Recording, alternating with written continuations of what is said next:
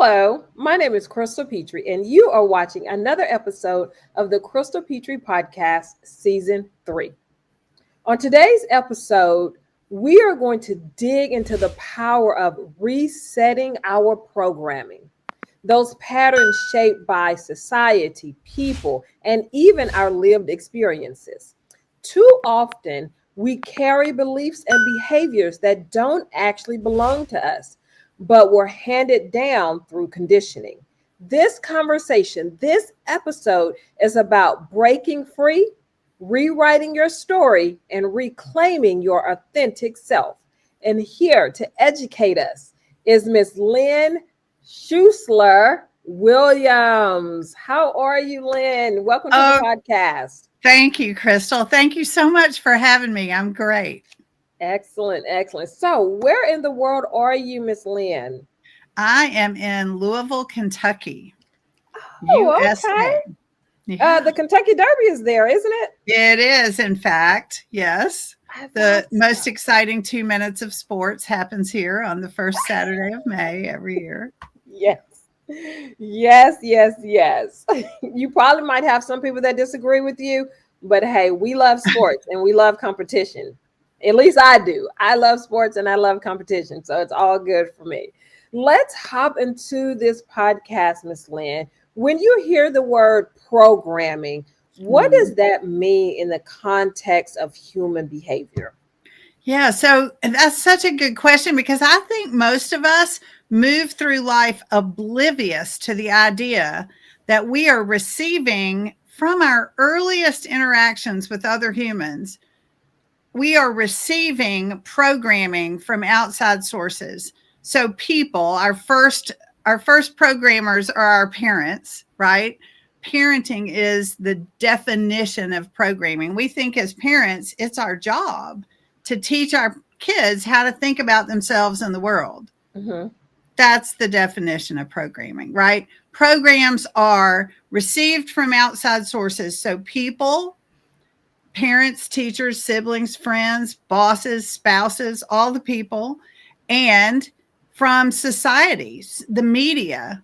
Good Lord, just watching speaking of sports, just watch an American football game on TV and you will get a great example of how we are programmed by the media for what it should look like to watch football. You should eat pizza and drink beer according to the programming, right? Like we all know what that looks like. So that's an example, but it's also much deeper than that. It's what does it mean to be a woman? What's it mean to be smart? What's it mean to be successful? What does money mean? What does food mean? These are all programs that we receive and from people in society. And we take them in and they become subconscious embedded beliefs that act like filters. It's like if I took my glasses off and put my sunglasses on, I now have a filter. I'm still seeing the same world, but I'm seeing it through a different filter. And that's how programs act in our lives. And How most of does us just walk through life unaware of them. how does that influence the way we think, what we eat, what we buy, where we travel? How does that programming Yes. influence our everyday life? And in so many ways, it's almost impossible to categorize them all. But it is, we respond to things based on how we see the world, Mhm. right? I'll give you a great example. I responded to driving a certain way. Like I had watched my father for my whole life kind of cuss people out when they cut him off in traffic or they did something he didn't Yeah. like or he thought they were driving poorly or whatever. He would have this big response. And one day I realized as somebody cut me off in traffic and I reacted a certain way, that reaction was my father's, not mine. Right. And that it didn't even line up with what I believed about whoever else was in that car. Intellectually, I didn't think, oh, that's a bad person. Intellectually, I thought, oh, I don't even know what's going on in their lives. They might be rushing to the hospital, right? Yes. Intellectually, I thought that, but embedded in my subconscious was my father's reaction to other drivers. And I was acting out in the world in a way that was strictly a program reinforced by conditioning over the course of my life. Right. So conditioning happens when we experience something over and over and over. And so that's just a everyday example Right. of one way, we react to things because of our programming and our conditioning. Now you reacted and then responded, and I'm assuming adjusted the way you react in Yeah. traffic and driving from that time on. Do people react like, do they realize that, okay, this is not me, this is my father's reaction, this is my mother's way of thinking? I'm thinking this is beauty because what I see on TV or what I Yes. see on social media. Do we ever realize the programming, or do we just continue on in life? Most of the time, we don't realize it until someone calls it to our attention. And this is important. We might realize it intellectually, we might think it, but you cannot think your way out of an embedded subconscious belief because it Mm, is operating in your brain, in your subconscious, like a filter. And you can't just decide to change the filter. You can decide a lot of things in life. And I'm a big fan of the power of decision, but you can't decide or think your way out of a subconscious embedded belief, not quickly and easily. And that's part of what I teach, is how to do that in a fast, easy way that all of us can do. It's just nobody's ever taught us how. right. Okay, so I have two questions for you, Miss Lynn. My first question is, tell us how you got into this space where you are teaching about programming and things like that. And then my second question would be, how does that programming affect our mental health and our self-worth? Mhm. Oh, yeah. So I got here because I spent a large portion of my life aware of some ideas that were holding me back. I knew what they felt like inside of me. Hmm. So when I was a child, my father had a business, and it was in an industry where he got the opportunity to meet Jimmy Hoffa, who was Wow. right, who was in charge of the Teamsters Union. And my Yes. father's company was a trucking company, and they were the union for the trucking company. And Dad had signed the national agreement, but they were pressuring him to give more concessions. And I was a kid, so I don't know what those concessions were, and it doesn't really matter. But my life was threatened, his life was threatened. It was, and my parents tried really hard, I think, to keep me from knowing too much about that, but I clearly knew something. Yes. And the thought that I walked away from those years of my childhood, from about 8 to 12 is how long it went on, was it isn't safe to be too successful. Don't shine too bright. It's better to fly under the radar, because if you raise your hand and get noticed, you might get threatened, right? That's what I walked away with, and it Yes. wasn't a conscious thought. It was embedded in my subconscious, and you can trace the thread of that thought through my relationship with school. Teachers used to say, I don't know why Lynn doesn't live up to her potential, from about fourth grade on. That's what they started writing.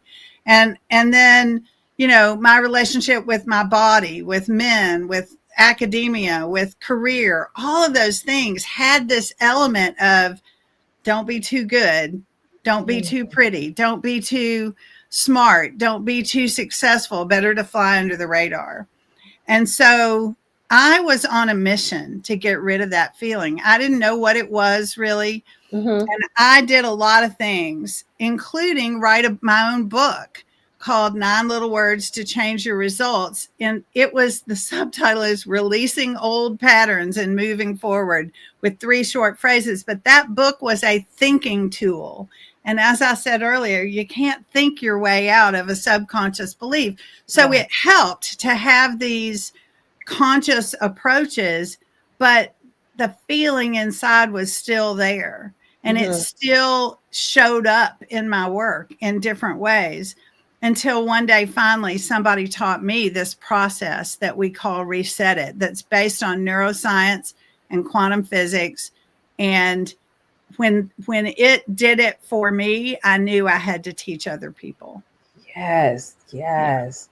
Now, do you consider yourself, Lynn, a life coach, a mentor, or all the above? You know, I spent 15 years as a transformational and sales coach for coaches and consultants. Mm-hmm. I don't really call myself a coach anymore because in the Reset It process, what I really do is teach. I Okay. teach my clients to do something they were born able to do. It is inherent in all of us to be able to do this. Just nobody ever taught us how.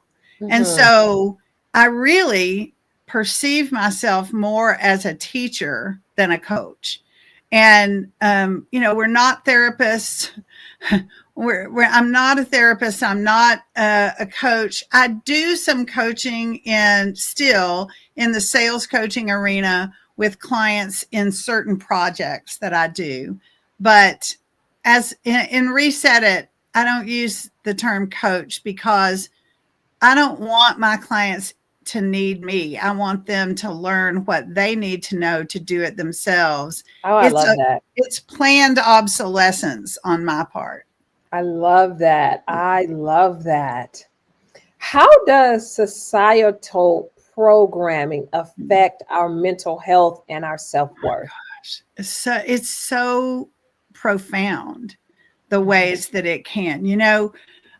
There's so many things in our society today that are, like anxiety is rampant in our Yes. society today. Way more. I'm 65 years old. When I was a teenager, none of the teenagers talked about feeling anxious, even though, you know, they had all the boys had just faced being drafted and sent to Southeast Asia for the Oh, Vietnam War, right? Like there was stress going on. yes. But none of us talked about systemic anxiety. That was Hmm. not a thing. And today I have young adult children and they all experienced it at a higher level. So one of the things that I think it's important for us to understand is that we all are connected in a way. There is a collective consciousness. You can feel it. You walk into a room where somebody just had an argument and you can feel it. We've all Yes. had that experience, right? Yes. Well, that is because we are connecting with the energy of the collective consciousness in that community. Well, all of us globally have a collective consciousness too that we are all feeding into. And the anxiety, the fear, the stress is at a level that it has never been at. It's the highest level it's ever been. Every day, it's a new higher level in the collective consciousness. And somebody asked me one time when I said that, what about after World War II? Those people all thought the world was ending. That was a high level of stress. And I say, yeah, Hmm. but do you know how many more billions of us there are today than there were in the 1940s, right? Right. So there are so many of us and we are all feeding the collective consciousness. So it's like we're all constantly walking into a room where people just had an argument, right? It's that intensity at a exponential level. And so when we have programming in our societies that says when you have this feeling, you're supposed to react this way. Now we're all reacting in a way, right? You saw it during lockdown and COVID when people didn't yet understand what it meant to be in lockdown. Like those first few days when they were saying stay home, people were Hmm. like, what? Like, what do you mean stay home? And we were having these responses and these reactions that were direct results of the programming our societies tell us about. Here's what that means. When someone tells you what to do, that's not what your choice is. Here's how you react, right? And so the mental health part of your question Mhm. is that it is being fed. Our mental responses are being fed by programming and conditioning that does not really belong to us. It comes to us from outside sources. Our authentic selves don't have the need to respond a certain way. We've been taught to do that, programmed to do that by the society we find ourselves in. So, It's really, it sounds to me like it's a situation of nature versus nurture, because what's going hmm, on in yeah, nature is yeah, what's feeding us, and not necessarily what's like our nurture, like our natural selves, our natural reaction, mm, because we've been trained so much. And then, yeah, you know what, I want to add to it, I know you were talking about like the stressors, you know, being drafted into the war, and even coming home after the war, for the ones that were blessed enough to come home. yes, They did not have television access like we do, social right, media access like we do now, and it's never off. It's right. 24/7, every day, all day, which, of course, I am not a doctor, but the studies have shown, because of the constant TV, because of the social media, you know, our anxiety is at an all-time high. In the Yeah, way that's we think and feel about ourselves, you know, we get that from TV and social media. yeah, that's so true. And you asked specifically about our self-worth. Hmm. And that is one of the ways that this constant social media, constant media, whether it's social media or whether it's television media or whether it's YouTube videos, whatever it is, all of that being so constant and coming at us feeds this idea, this program about comparison. Yes. How do I compare to the other guru who's talking about blah blah blah, right? Yeah. Like in the Yes. coaching industry, that's a real thing. How, I see coaches all the time say, I don't know if my message holds enough Mhm. power or holds enough water to compare to Oprah or whoever, right? They think, is the big success in their industry. Right.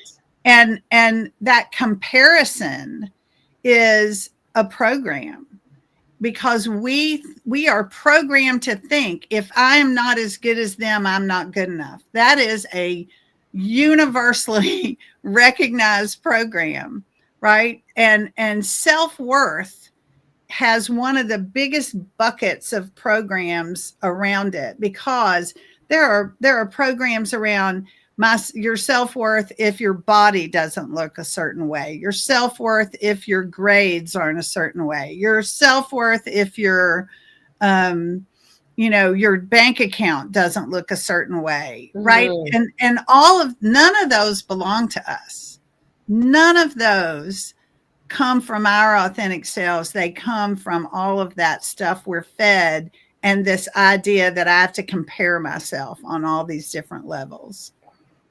Can lived experiences of trauma, whether it's resolved trauma or even unresolved trauma, actually rewire the way we view ourselves in the world? And, here's what I would say to that. Hmm.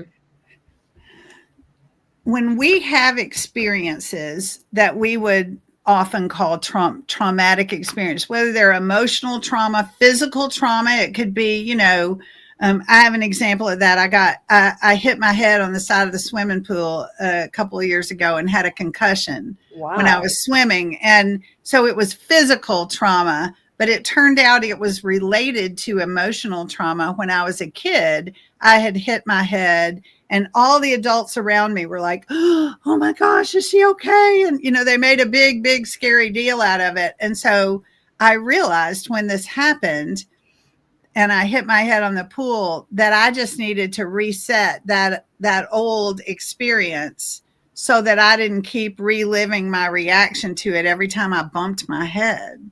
And that's Right. a minor thing, right? It's a very, like, not a big deal, because it's not like you walk around bumping your head every day, right? Right. But it's an example of exactly that. So it isn't the trauma experience, it's what we make it mean. Just take that in, everybody. It isn't the trauma of what someone did to you. It isn't the trauma of what happened. It isn't the trauma. It is what we make it mean. And we are meaning makers. We are wired to be meaning makers. When we make it mean from our authentic selves, that's one thing. When we make it mean from our programming and conditioning, it means something else. And our response is different. How do you know the difference between the Well, programming of your natural self and the program of society? well, your natural self doesn't have any programs. It doesn't have any. So the things, when it comes from a program or a conditioned response, that means that it doesn't belong to you and it's available to be reset and moved out of the way. I think of it like this. If picture one of those old fashioned bird cages, right? That's made out of wire and it has all the different Yes. parts. So if every wire in the bird cage is a different program, I'm not good enough, I'm not smart enough, food is comfort, money is hard to make, you have to work hard to get anywhere in this life. Those are all typical programs that I hear every day from my clients. And if you remove those programs, there is no cage. There is no oh my goodness. And the cage is like the metaphor. Yes. So it is ultimate freedom. Ultimate Yes. freedom. Yes. Oh, Yeah. wow. What happens when we don't challenge or reset our programming? Well, we walk around with those sunglasses on. We walk around looking at the world through filters that don't really belong to us. And so, there's so many consequences of that. And it's different for everyone depending on what their programs and their conditioned experiences are. But the bottom line is, we make decisions based on those filters, on how we are seeing life and how we are responding to life based on those filters. We're deciding what job to do, whether to start a business or not. We're deciding who to love. We're deciding whether we want to live alone or marry and have kids, right? We're making life decisions through these filters that don't belong to us. That's the consequence of not resetting the stuff that isn't ours. How can someone even begin, Lynn, to notice which thoughts or habits are truly theirs versus what they've been taught or what they've been conditioned? Right. Well, the easier thing is to learn to recognize programs and conditions that don't belong to you, Okay. because you can't really know what it feels like to not have them until you don't have them, right? But we can recognize them. I use an analogy of a tree. So picture a great big oak tree, right? A big, thick trunk and a bunch of fluffy branches. And that trunk, I call it the tree of programs and conditions. That trunk is made up of categories that I have yet to meet a human being who doesn't have something in all those categories. I like to say, you don't get out of childhood alive without some programming and conditioning, or last week either, right? Because programming It's happens our true. whole lives, right? Yes. And so the trunk is these categories. Like, one category is family. Mom and dad always said, fill in the blank. There's your program, right? There's one right there. All of us were raised by somebody, right? Mhm. And the people who raised us taught us how to look at life and how to look at money and food and all the things, right? So think about family. And then what about like worthiness and confidence? That's another area, right? We all have experiences that influence that then trickle into the rest of our lives. And then money is a big one. I've never met anybody who doesn't have one about money. Even people who are very successful with money have programs about money. I had someone say to me once, and someone who's very successful in that area of her life say to me, well, I've been pretty good with money up until now. Think how good I might be if I didn't have all these programs and conditions. Wow. Right? Think about how I might take the lid off even more. And so the trunk is those things. Then the branches of the tree are each individual's personal experience of those things. Mm-hmm. And there might be a major branch that then has a twig and a leaf and a right little versions of it out on the peripheral. One time I had a client, we were using this analogy of the tree to talk about where she was, what she was resetting. And she looked at me and she said, that last one, that was not a branch or a twig or a leaf. That was a vine going through the whole darn tree. Right. And so it just gives us a way to think about what are the programs and conditions active in my life. And I tell people to just notice what you're noticing. When do you feel a pattern? Like, when do you react to something and go, oh, that feels familiar? Right. Right? There's a person in my life who was a challenging person for me for decades. And one day I realized that every time she did something, I reacted a certain way. And I was like, that's a pattern that's about me, not about her. It didn't change the fact that she was a challenging person. For me, it did change how I responded though. Yes. Right. And here's the real kicker. When you change what you put out into the world, what you get back changes. That really leads into my next question, Lynn, about self-awareness. It sounds like you really need to be self-aware in order to identify the programs, but also unlearn them as well. Well, I would say you don't have to unlearn them, but yes, to the self-awareness Mm-hmm. and built into the reset it process. People ask me all the time, do I have to know what they are to come reset them? Absolutely not. Wow. Because I know how to ask the questions that will lead you to here's what's in the trunk of the tree. I'm going to ask questions about those things. And that's going to lead us to discover what your branches are. So you don't have to know any of it to learn to do this. And that leads to that self-awareness. But I forget what the thing you said was that I said, no, I wouldn't say it that way. Oh, unlearning. Unlearning. Yeah, there is no unlearning. Learning happens in our conscious mind. Learning happens in a different part, right? What we're talking about, where these filters live in the mind, that's in the subconscious part. And it is not affected by, you can't unlearn your way out of these things. You've got to reset them at the subconscious level. Does conditioning and program ever benefit us in the way we think and the way we respond in life?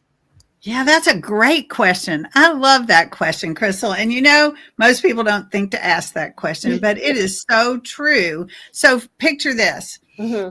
You have a 3-year-old and you're teaching your 3-year-old to hold hands and look both ways before you cross the street. Yes.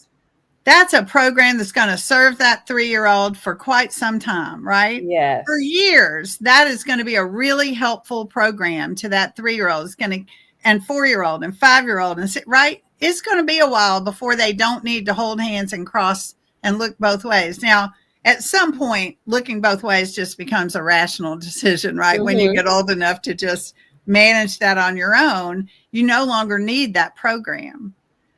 But it served us well. So even programs even as adults, programs, that's a very simplistic example, but we have programs. One time I worked with a woman who had been a staff member of one of the men who was a leader and a beginner, helped begin the personal development industry. And Okay. she had worked for him for 40 years.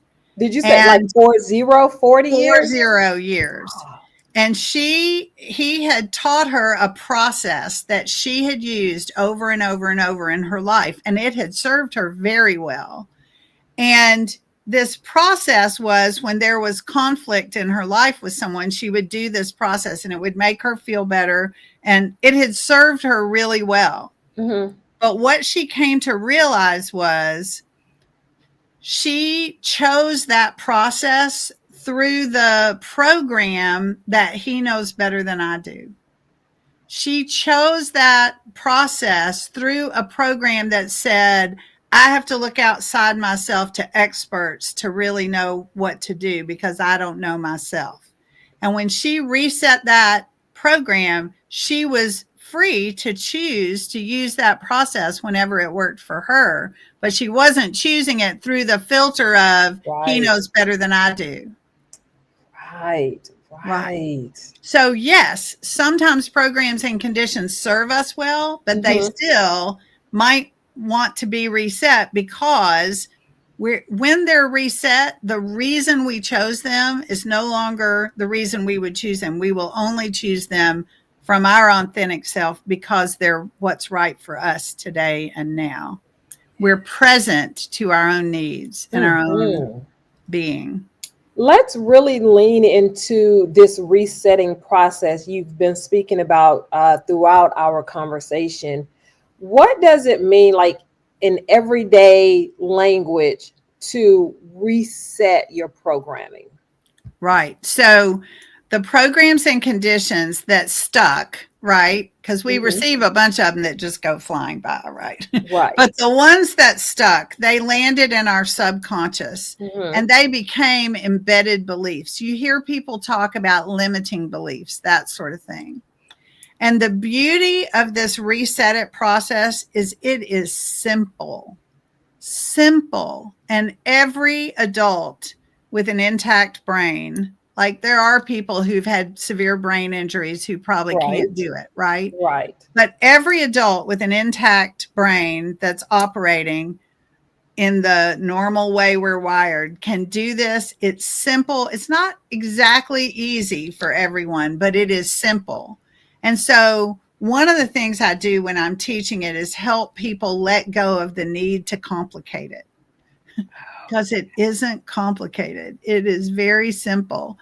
But it does take a little bit. I teach it generally in 2 90-minute sessions is the basic training of it.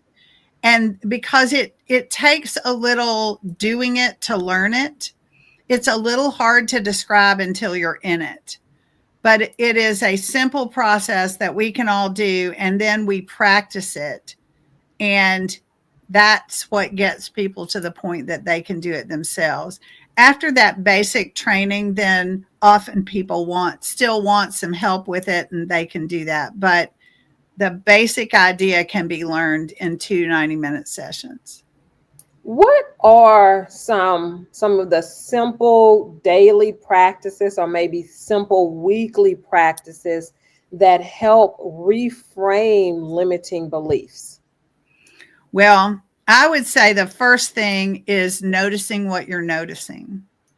I love that as a practice, because it is what you were talking about earlier as self-awareness, right? We are noticing our patterns. We are noticing when we respond to something the same way all the time and it doesn't feel great. We're noticing those things in our lives that are just, I can't think of another word than patterns of response, right? So noticing what we're noticing helps us be aware of where can we make a change, first of all.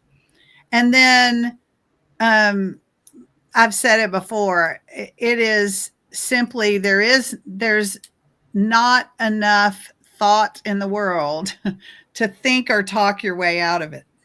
It's why people spend years talking about problems in therapy or with a coach. I know people who've spent years and years and years processing something that happened or whatever. And I'm not saying that's bad. I would never tell someone Mm-hmm. not to go to therapy.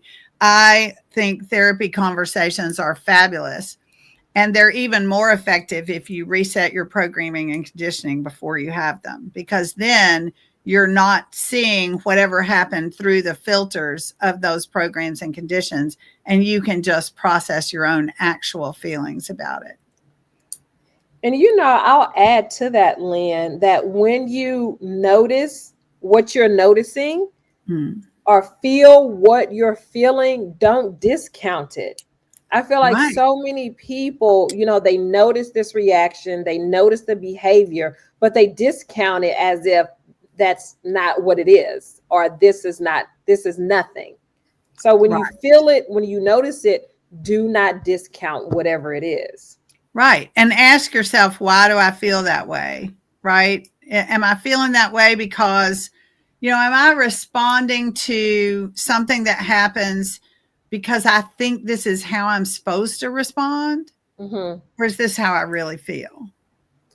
Right? That's a great question. Mm-hmm. Is forgiveness a big part, forgiveness of ourselves, forgiveness of others, a big part of resetting? It's funny that you asked me that question, because the woman I was just describing a moment ago, Mm-hmm. the process that she learned was called forgiveness.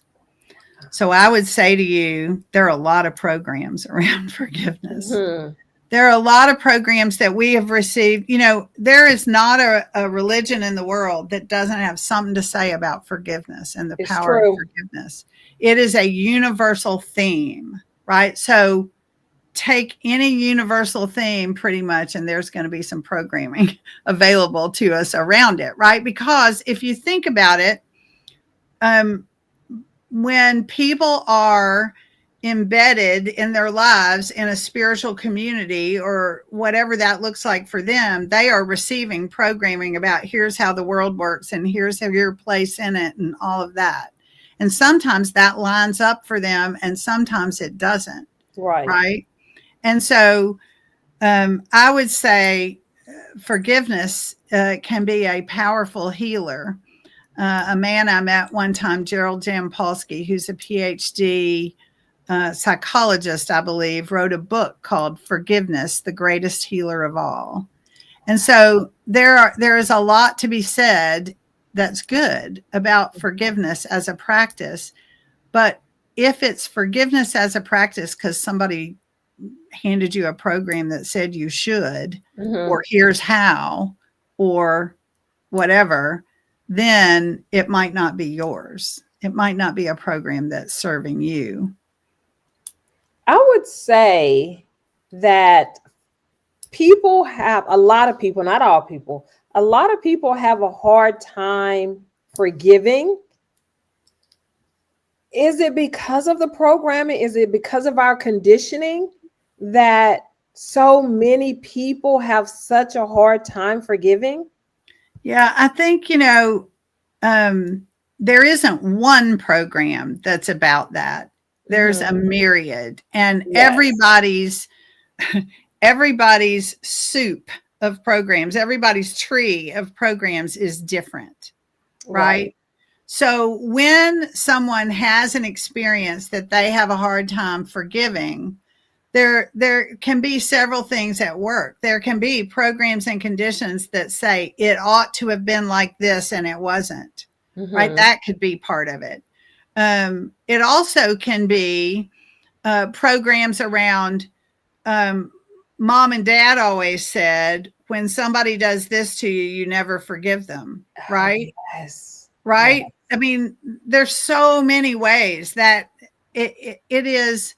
There's a famous New York Times bestselling author named Byron Katie, and she wrote a book a long Mm-hmm. time ago, probably early 2000s or late 1990s, called Loving What Is. And she famously said that behind every stressful emotion is an unexamined thought. And what I would say to that today, from the perspective of Reset It, is behind every stressful emotion is an unexamined thought that is likely caused by a program or condition that led to an embedded subconscious belief, and you can reset those. Wow. Yeah. Do you think journaling is a way to reset those, as a right way to reset the programming and the conditioning? No, but I do love journaling. I Okay. think journaling does a lot of other things, and it is a great self-awareness tool. Uh-huh. I am currently reading a book. It's called The Book of Alchemy by Sulika Jouad. She's the wife of Jean Baptiste, if you know who he is, a musician I who's do very know. famous. And this is a book about journaling, and it's a book with journaling prompts. And I love the exercise of journaling. I love what it does for how it makes me think differently or asks me questions, but then I respond to them not by what I think I should write or whatever, but by my own authentic self, just processing that. I love journaling. It will not reset your subconscious programs and beliefs, though. It's because you can't think or talk your way out of them. You can't write your way out of them either. Yeah. Yes, yes. I see how that correlates. Yeah. What about, okay, so It we can can't, help make you feel better. right. And once you've reset, it can be a wonderful, fun exercise. I'm a big art person too. I love to paint, and I do textile arts. I love to stitch, but none of those are the way to reset subconscious programs. Yeah. What about like body movement, maybe exercising, Mhm. breathing, like relationships with breathing and mindfulness? Yes. Would any of that help? Well, breathing is definitely part of what we do in Reset It. Breath is Mhm. very important. And it doesn't do it by itself, but it's a wonderful thing to pay attention to and to learn about. I think conscious breathing is so powerful, and it is definitely part of the process. And we know that when we take just a couple of deep breaths, our bodies respond in certain ways. That we are connected inside our bodies in ways that our breath energizes us, relaxes us, does all kinds of things inside our own bodies. And so breath work is beautiful. You know, being mindful of our thoughts is a wonderful thing. And it's part of self-awareness and part of just noticing what you're noticing. Some people Mhm. would say, well, that's mindfulness, right? That's not a term I use, but I think it's all of that can be important. None of it gets the job done. Right, right. Yeah. Does setting boundaries help with resetting Hmm. your limiting beliefs, with resetting your programming? Um, whatever boundaries you set Mhm. before you have reset your programs and conditions about whatever's going on, you're setting through the filter of your programs and conditions. You're I deciding get what that. boundaries to be set through those programs and conditions. When you have reset those things, now you're free to, decide. You just choose what is for you and what isn't, and it is the easiest thing in the world. One of the best results of resetting programming and conditioning, if we go back to that bird cage example, Mhm. where all the pieces are different programs, and when we reset them, we have the freedom. One of the really important results of that is that decision making just happens on a whole new level, right? It's faster, it's easier. You look at things and you just know this is for me or it's not. I'll give you an everyday example of that. I went with some friends to a local bookstore. It's a cute little bookstore that we Mm-hmm. love, and we're so glad we still have a local bookstore, right? And there are about five of us, and we went in, and within 5 minutes, I had seen the book I wanted. Actually, there were two, bought them both. And I was sitting in the front window reading my books while everybody else walked around the bookstore going, what will I buy? Oh, do I want that? Do I want this? Like we were there for another 45 minutes with Yes. them like unable to make a decision. And I had just been like, zoop, here we are. Like Yes. this is all I want. I don't even need to look at the rest of the store. Here it is, right? So, one of the best things that happens for us is making decisions, and boundaries are just decisions, right? Let's talk about life once we have experienced reset, like living Mm, a reset life. How do yes. our relationships shift when we do change our internal programming? It's so interesting. I will tell you that the very first time when I was experiencing this, the very first time I experienced it, I walked into a family gathering that normally would have been kind of triggering for me, I'll Mm-hmm. call it, right? And I had reset some of the programming that I had around those family gatherings and then walked into one. And it was amazing. I had the best time I have had in one of those gatherings in 30 years. And the people there were responding to me. They were like glad to see me and they were like welcoming in ways they never usually were. And, like I felt included and I thought, why do I feel this way? How is it that me changing something inside me changed their behavior? Right? How does that work? Was my first thought. And here's the answer to that. Because when you change what you put into the quantum energy field, what you get back changes. So the quantum energy field is also known as the unified field. It is Mm-hmm. that field of energy that is in and through all matter and all energy. So I have a window over here, and outside that window are blades of grass. And the cells of those blades of grass, they're free and clear to the quantum energy field. They got no programs and conditions getting in the way. They're just being blades of grass cells, right? And we can be that way too, but we're more complex than the blade of Yes. grass, right? We have more going on with this human consciousness and this human awareness and this mental capacity that we have.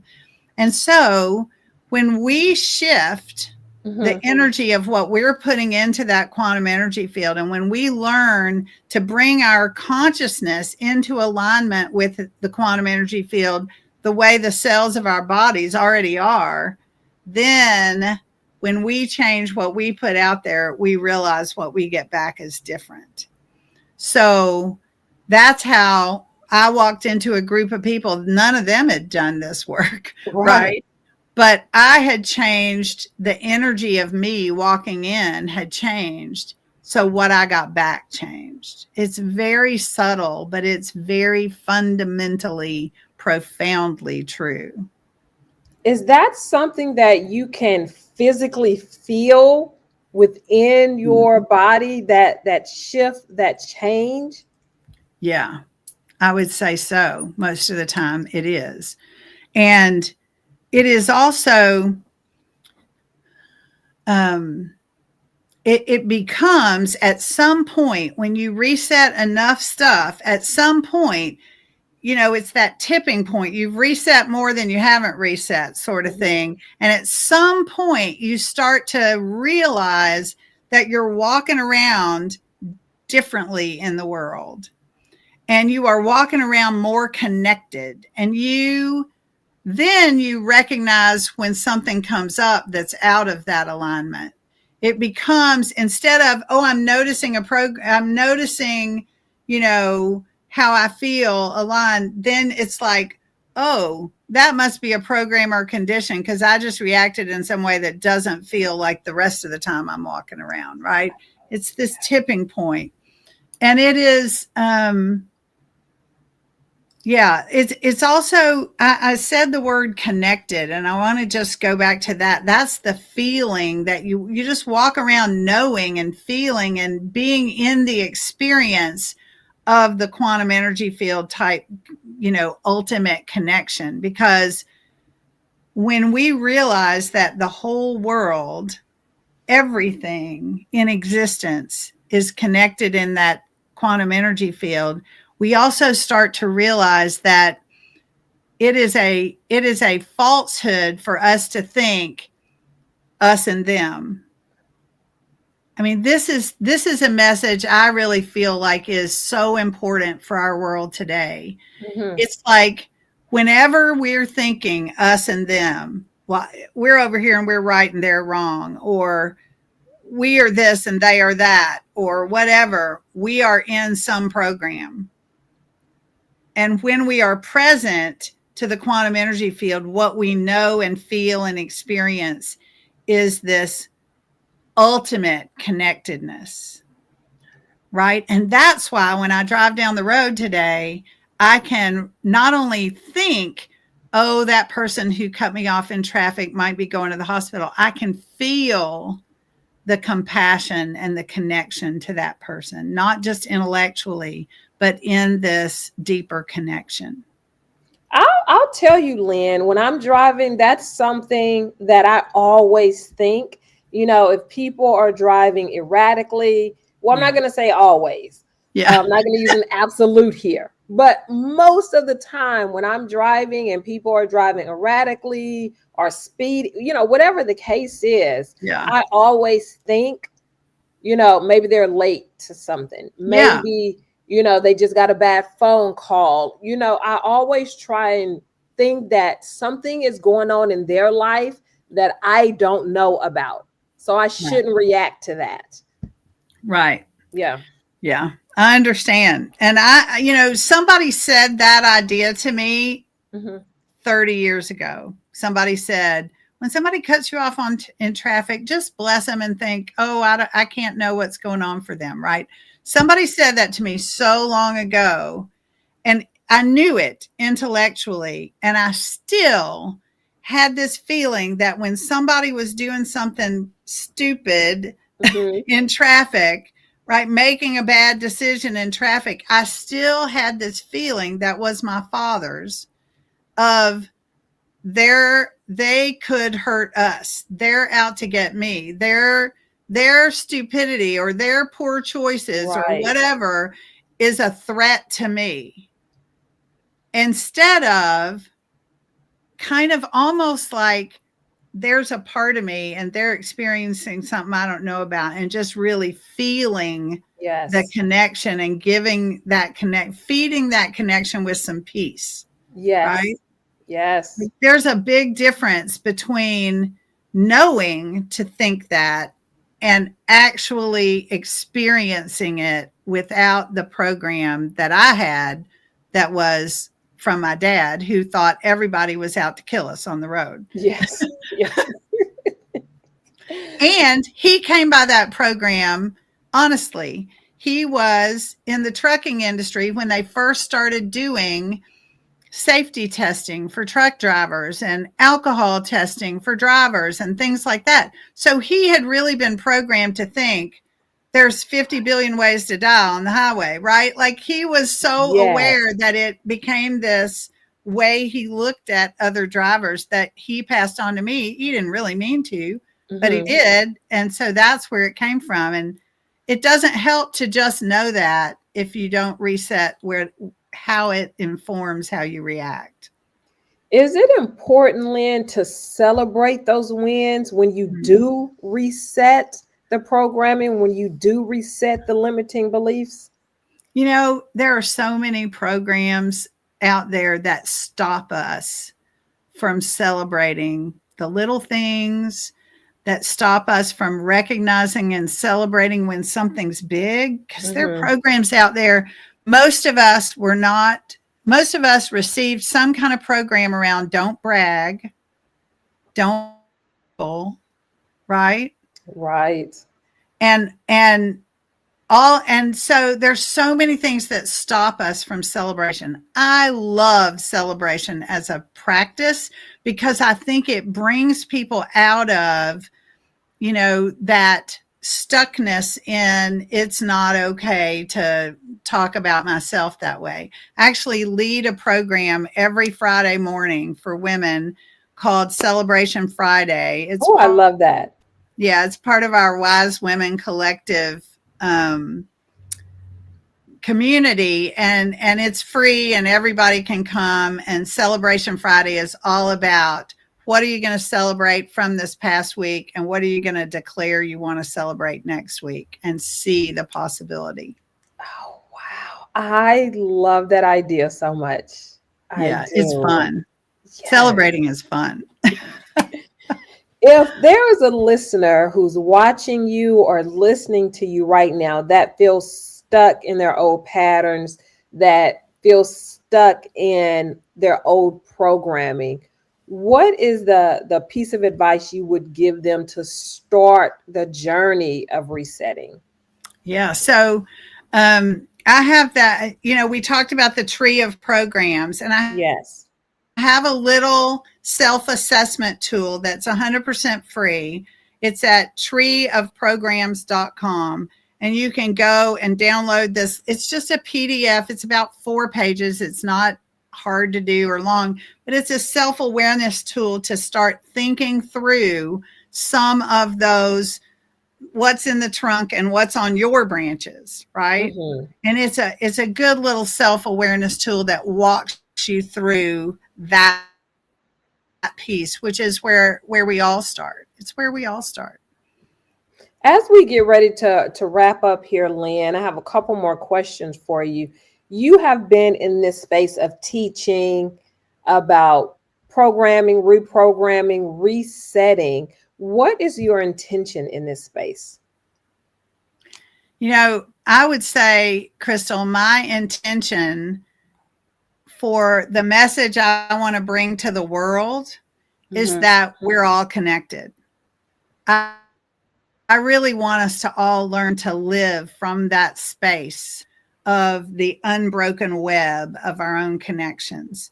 And I want us all to have the power that is inherent in all of us individually and collectively. Because I think we will really do beautiful things in this world when that's the space that we live from. Oh, yes. Yes, yes, yes. Now, Crystal, I want to just tell you one quick quote. okay. Howard Thurman was a really remarkable man, and he said, don't ask what the world needs and do that. Don't ask. Now, I have said this quote 400 times and I can't say it. Okay. Howard Thurman said, don't ask what the world needs and do that. Ask what makes you come alive. Because what the world needs is more people who have come alive. Oh, And what I add to that is, and what helps you come alive is understanding your own real connectedness to the world and removing the programs and conditions that are filters that are holding you back from being your full on self in relationship to everyone else. That's how you'll get to what makes you come alive. yes, yes. Thank you. You know what? That's the perfect place to end this podcast. I have one more question, but that's the perfect place to end this podcast. So, my final question for you, Lynn, who do you think would make a great guest to come on the podcast? But you have to help me get them on. I totally will. And I want to introduce you to my Mhm. good friend and colleague, Holly Hartman. Holly is a community builder. She is a brand specialist, and is the founder of the WOA Network, Women Leaders of Kentuckiana, which is 3,600 women strong in Louisville, Kentucky. And she is also the founder and creator of Collab Code, which is a program that teaches us all how to be better collaborators. It helps us understand how we want to collaborate, what our collab style is, as well as when do we have the capacity to really collaborate well. She's brilliant, she's fun, she's energetic, and I can't wait to introduce the two of you. Thank you so much. I cannot wait to meet Holly and learn from her as well. Yes. Lynn, thank you so much for being on this podcast. You have given me, even as the host, so much to think about and just think about my programming, because it's never been something that I've thought about until this conversation. So thank you so much for that. Thank you. Thanks for having me. And to my community, thank you so much for tuning in. You can get Lynn's podcast and all of my other podcasts on YouTube Podcasts and Apple Podcasts. And remember, you always have time to listen and learn on the go.